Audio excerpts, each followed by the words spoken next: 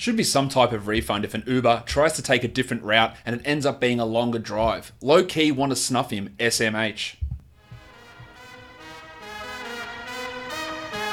You are Locked On Fantasy Basketball, your daily fantasy basketball podcast, part of the Locked On Podcast Network, your team every day.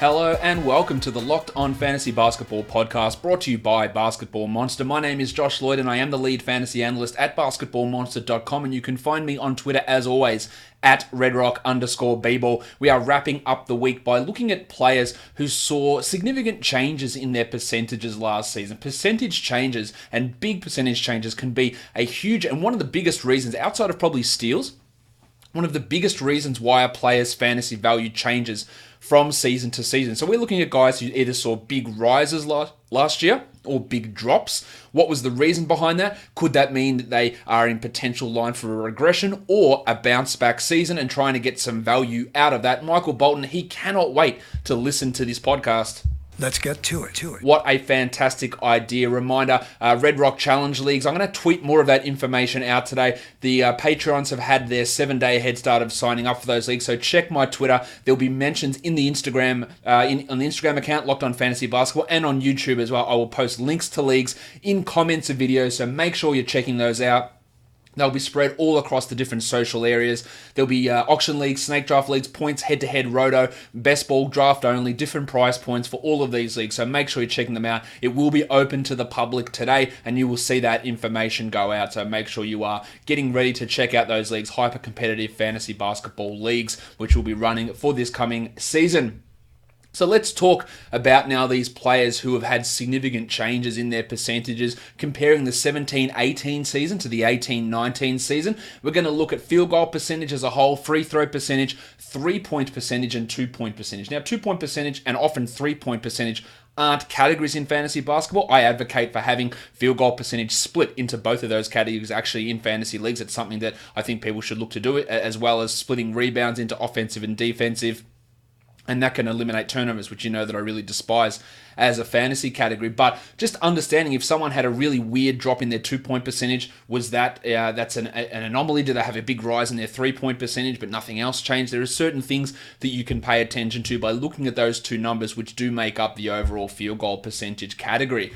A couple of guys I want to look at here. I'm going to look at field goal percentage as a whole first.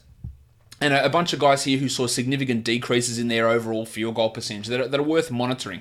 Kevin Love had a 7 percentage point drop in his field goal percentage. His minutes were down last year as well, but that is a huge drop down. Now, some of it you could attribute to the fact that Kyrie had gone the year before, LeBron had gone now, so a lot more focus was being put on Kevin Love, but I think he can be a better shooter than that. So some of his value, the injury is still a real concern with Love, no doubt, but I think that we can see a bit of a bounce back in his overall field goal percentage. Alex Len also 7 percentage points fewer in his field goal percentage. That's, I think, some of that taking on a larger role, taking more threes as well, even though he hit those threes at a high percentage, like 40% over the second half of the season.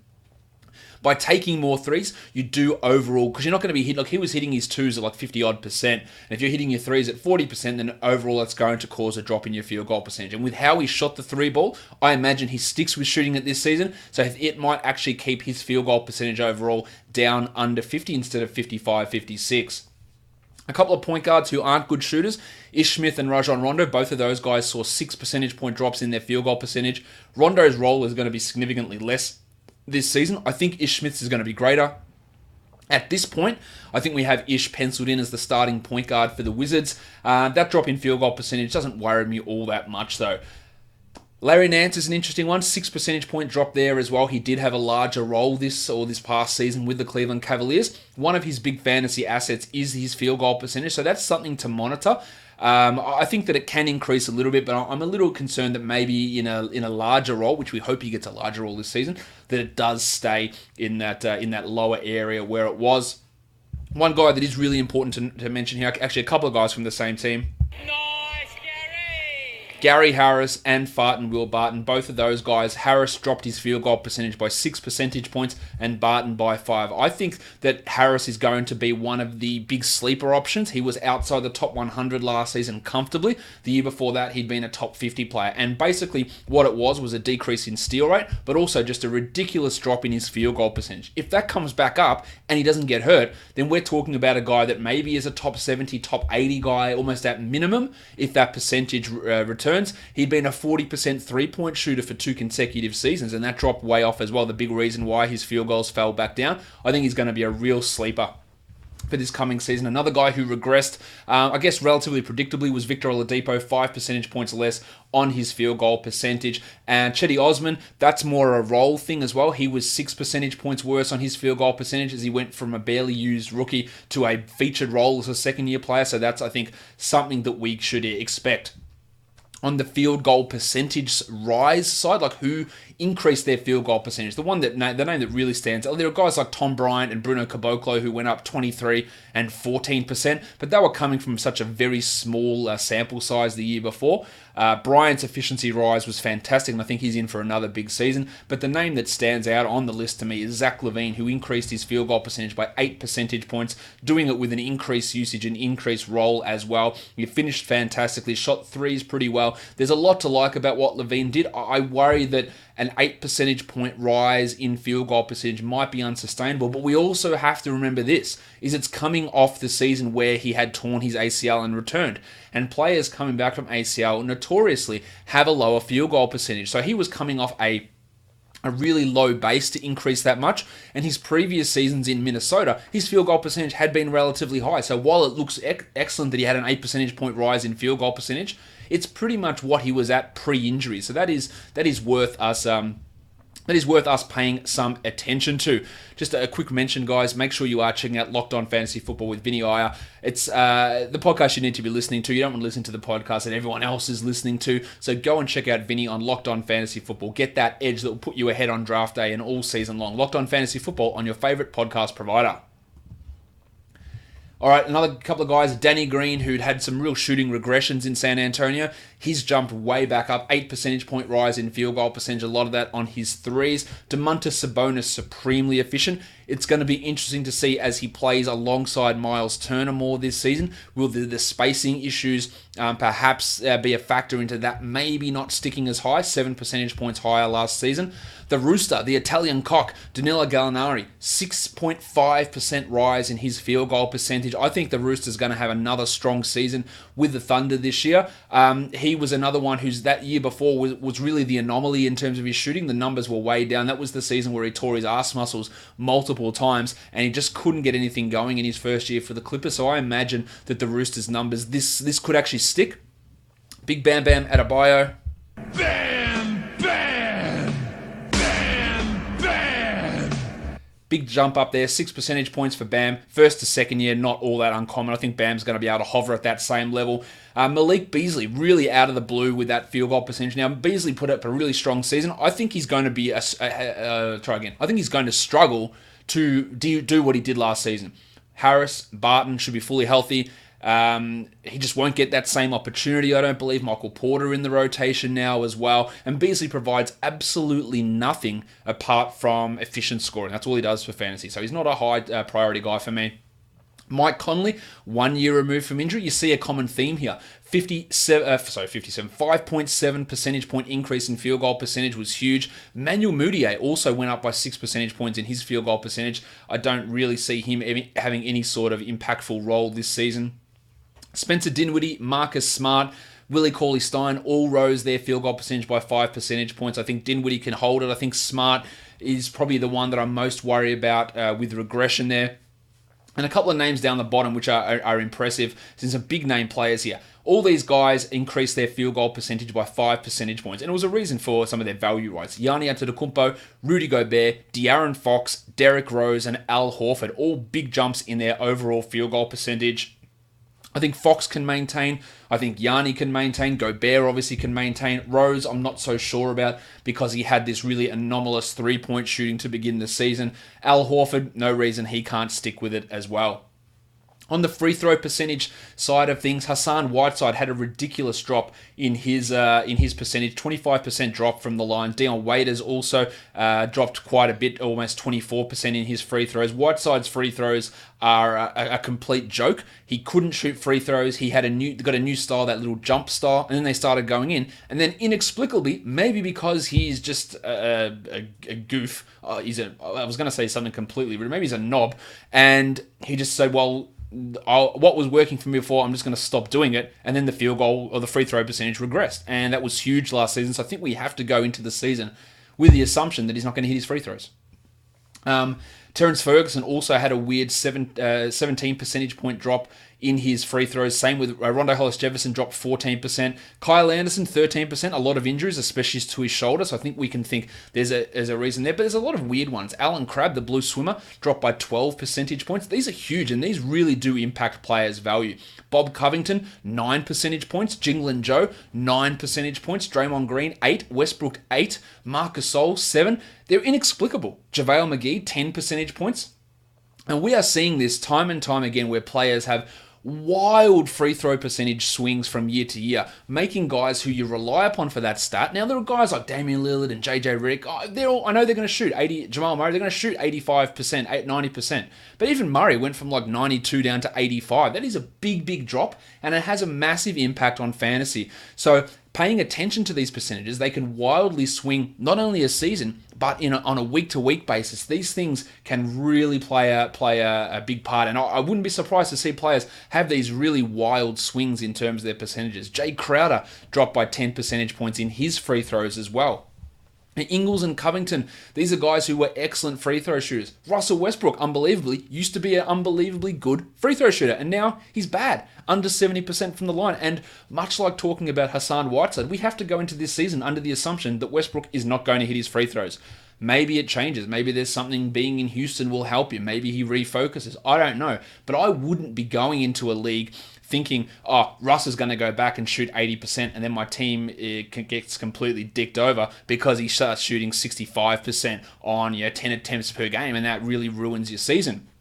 And this all goes back to something, I'm going to talk about this at another point during the season when we do punting shows, that people still misunderstand the idea of punting. If you're a punt free throw team, you don't have to get every player who is a bad free throw shooter. Punting does not mean making that category as bad as possible. If you get Russell Westbrook on a punt free throw team, which you probably have to, it's probably where he's going to fit the best. But if he suddenly becomes a good free throw shooter, that doesn't mean that it was the wrong pick. Oh man, I punted free throws and now Westbrook's hitting them. Oh well, it's a bonus. So it doesn't matter in that regard. And a lot of people do think that way. I know most of you guys don't because you're smart fantasy basketball people because you're listening to my podcast. But it is something that does get misunderstood quite a bit, and I will be doing another punting show at some point in the coming weeks. On the flip side of that, numerous guys had big, massive rises in their free throw percentage. Big Tommy Bryant, 23%. Scooter Magruder, 22%. Now, Magruder's going to have a real opportunity for deeper leagues early on. Paul George not going to be ready to start the season. The fun guy, Kawhi Leonard. I'm a fun guy. He's going to miss games. We don't know how many, but he's going to miss games. And Magruder probably goes from the 11th to the 10th guy or the 10th to the 9th guy in the rotation. That's something for deeper leagues. But Chetty Osman, 21% rise. Sorry, 21 percentage point rise. Bryn Forbes, 22 percentage point rise. Siakam, 16%. Yusuf Nurkic, 14%. Brook Lopez, 14%. Now, Brook Lopez is an interesting one. And I don't know how accurate this is, but to me, players who are in an unhappy mental situation, whether they're dealing with their own mental health issues, whether they are in a situation where they feel like they're getting mistreated by a team, played in a bad role, their free throw percentage suffers. Brook Lopez was an 80% free throw shooter consistently. He went to the Lakers for 1 year, Luke Walton completely mismanaged him, completely pissed him off, and he dropped down to a 70% free throw shooter. 1 year removed from there, he goes to Milwaukee, bang, it's back up at 80 plus. That is a huge one to me. And when these players have these weird 1 year dips and it coincides with them being in a situation that they really don't like, it is really interesting to see. Now, if I go back to that free throw percentage drop, maybe that's the Whiteside scenario, the 25% dip. He hated being in Miami. He hated it. Now he's in Portland. Will that rise back up? That's a possibility. There's a real chance that does rise back up. The blue swimmer Alan Crabb, was he having issues in Brooklyn? Yeah, probably not. But then other ones you can't really explain. Covington in Minnesota, Ingles in Utah, Westbrook in OKC. It's hard to justify that from a mental health or a happiness level standpoint. But I think there is something to it. The Chief, Al-Farouq Aminu. Sometimes maybe good, sometimes maybe shit. His free throw percentage rose 13 percentage points, and new teammate Terrence Ross also rose 13 percentage points. I believe in Ross as being a good free throw shooter. Aminu, I don't want to trust any of his shooting at all. A name here really standing out, DeAndre Jordan, 12 percentage point rise. He worked extremely hard on his free throws. He became a better free throw shooter than Andre Drummond, who'd done the same thing year before. I expect Jordan's numbers to stick. Tristan Thompson and Mason Plumlee, two other punt free throw bigs, both jumped their free throw percentage up by 10 percentage points. Rondo, who'd forgotten how to shoot from his field goal percentage, he saw a 10 percentage point rise, as did teammate Big Sexy Alex Caruso. Both of those guys jumped their numbers up. Avery Bradley and Markelle Fultz, as well as Noah Vonleh, both went up by 9 percentage points in free throws too, while Marcus Smart up 7.7%. Smart increasing shooting right across the board. Maybe he has finally figured it out, and we don't have to... I don't think we should be looking at Smart as any sort of punt. He's not really a punt field goal guy, and he used to be a punt free throw sort of player. He's not that anymore. He was at over 80% on his free throws last season, which I don't think a lot of people would really expect. The NFL preseason game going on at the moment, so make sure you're listening to Locked On NFL, a revamped Locked On NFL. Expert analysis of former NFL scout Matt Williamson, hosted by Brian Peacock. Locked On NFL is your daily national podcast on all things NFL with Matt's unique take on the game. Follow Locked On NFL now on your favorite podcast provider. Let's go to the next bunch of guys, and that is 3-point percentage drop. San Antonio, DeMar DeRozan, not only did he refuse to take threes, but his shooting completely fell off. 15 percentage points worse on his threes. He was tracking at like 10% at one point. He doesn't take them at all, so that's not having a massive overall impact in his field goal percentage, but of course it hurts his three-pointers made category, and that's a reason that his value might drop off. Flaming Mo Harkless, who had been a almost 40% shooter for 2 consecutive years, that dropped by 14%. Dealt with a lot of injuries. He now, much like Magruder, is in that Clippers scenario as the first wing off the bench at this point, but Paul George going to be out to start the season. Harkless probably starts and gets opportunities when Kawhi is out also. There's opportunities for him to be a 1-1 guy, but that shooting needs to come back. I don't trust him completely with that 3-point shooting.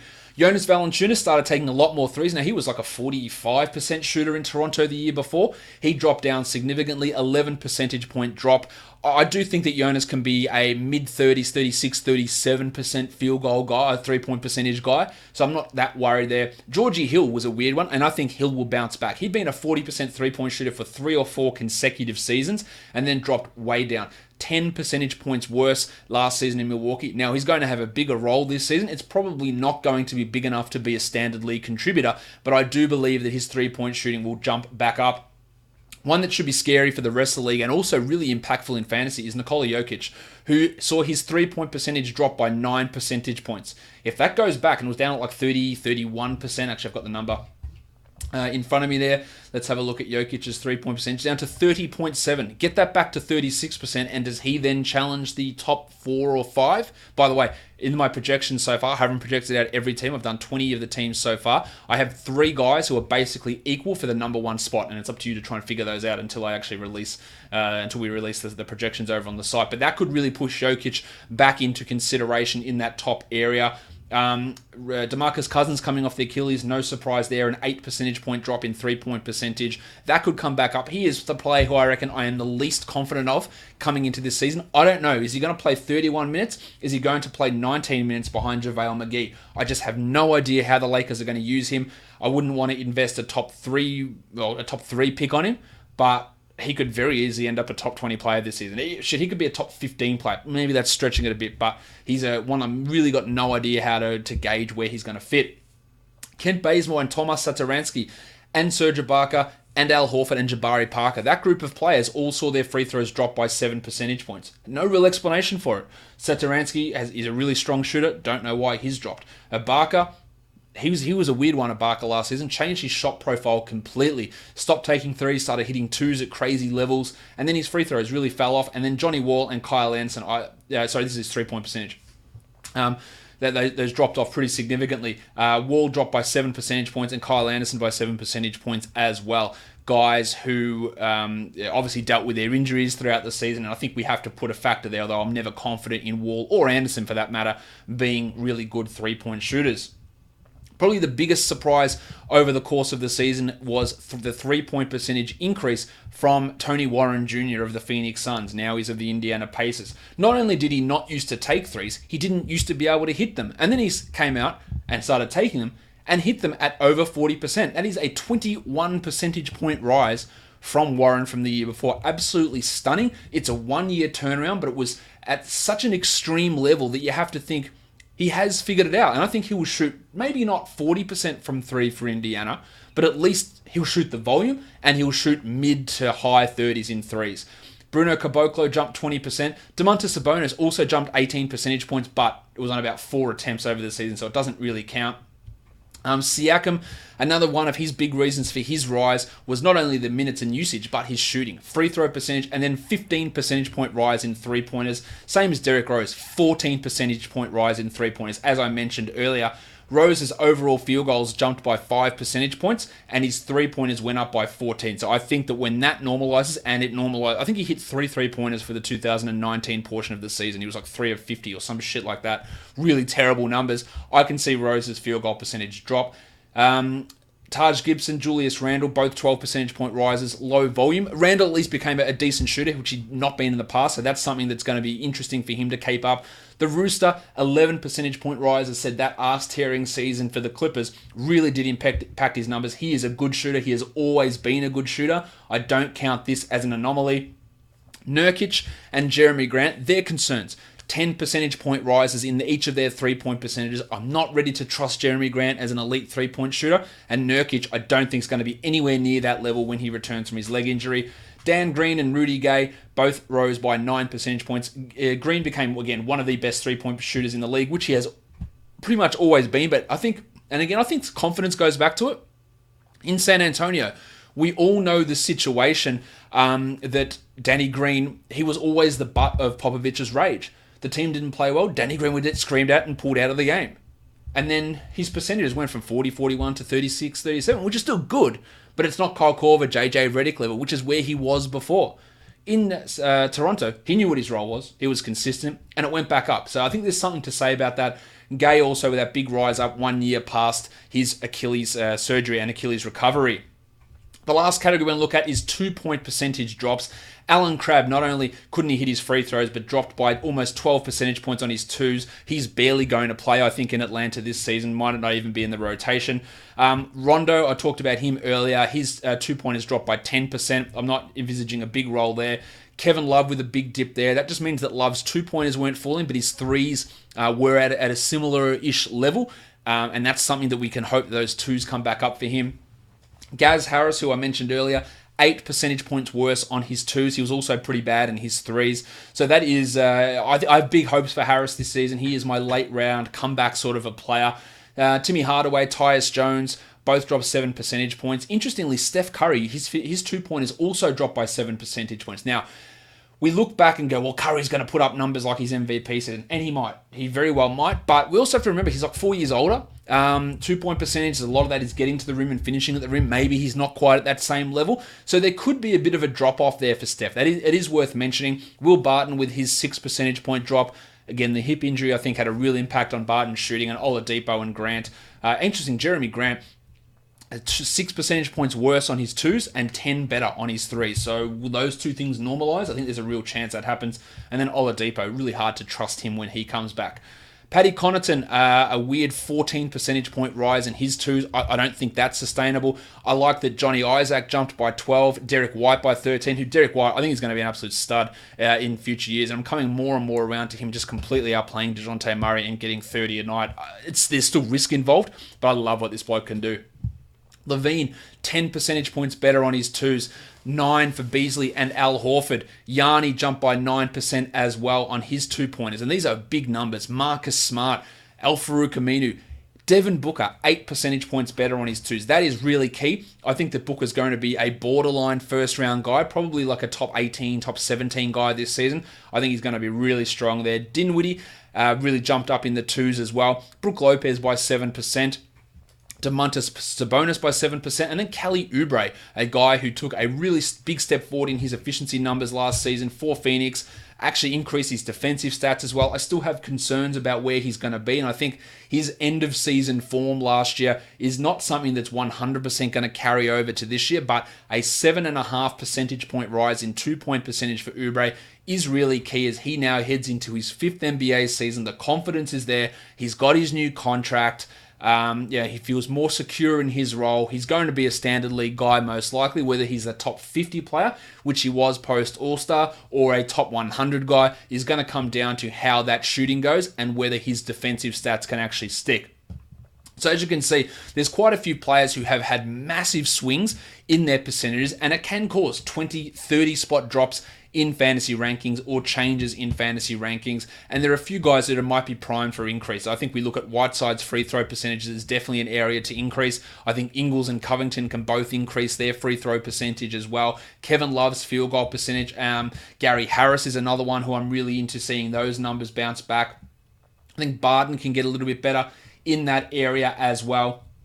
And then you look at the potential regression, guys. Does TJ Warren's 3-point percentage drop off? Does Pascal Siakam's with extra attention on him? Does his overall efficiency drop? I think that's a real risk. Derrick Rose, that 3-point shooting is probably not going to be able to stick. And then other guys who jumped up, like Danilo Gallinari, I think it sticks. Brook Lopez, I think it sticks. No reason for me to suggest otherwise with either of those guys. That'll do it for today's show. Again, make sure you're checking out my social media on Locked On Fantasy Basketball on Instagram, redrock_bball on Twitter, or of course this YouTube channel. Just search for Locked On Fantasy Basketball, search for Josh Lloyd over on YouTube, and you'll find this show if you're not watching it currently. Information for fantasy leagues will be posted in comments, in tweets. It's on Patreon as well. It's in multiple different areas, so go check those out if you want to join. Check out the rest of the Locked On Podcast Network on Twitter and Instagram at Locked On NBA Net. Guys, we are done here. Thank you so much for listening, everyone. See ya.